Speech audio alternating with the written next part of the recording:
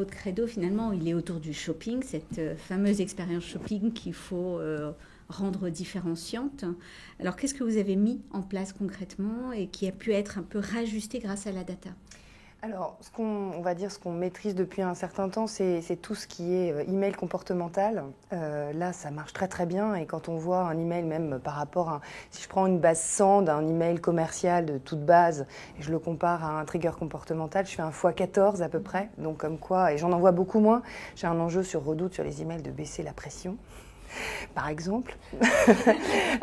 Donc c'est un exemple, et ça fait déjà, j'ai envie de dire, quasiment 18 mois, 2 ans qu'on est dessus, et on va encore aller plus loin dans le modèle, et on a des bons résultats. L'autre chose, vous parliez de prédictif tout à l'heure, c'est ce qu'on appelle la recommandation produit sur les sites de e-commerce.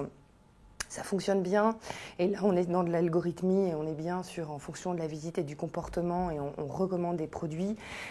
Les stratégies là-dessus deviennent de plus en plus fines finalement.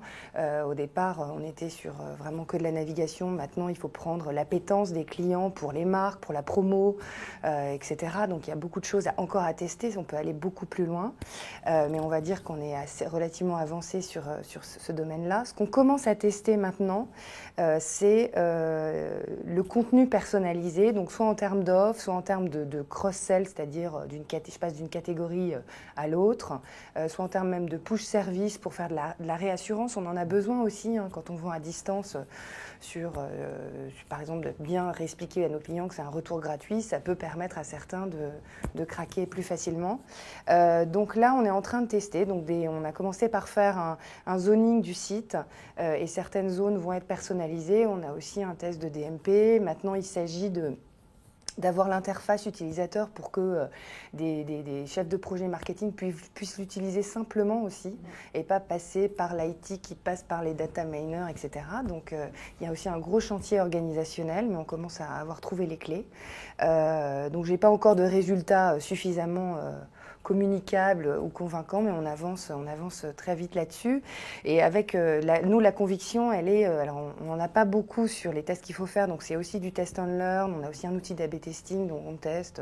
Par exemple, je prends un bandeau, puis je teste un bandeau contre un autre bandeau sur un segment de clients, etc.